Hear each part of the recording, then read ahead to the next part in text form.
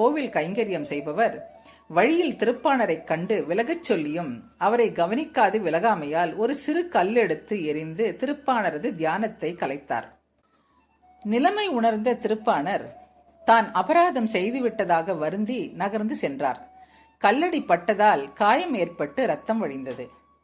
கோவிலுக்குள் சென்ற லோகசாரங்கர் எம்பெருமான் திருமுகத்தில் அதே இடத்திலிருந்து ரத்தம் வழிந்ததைக் கண்டு மனம் வருந்தி நின்றார்.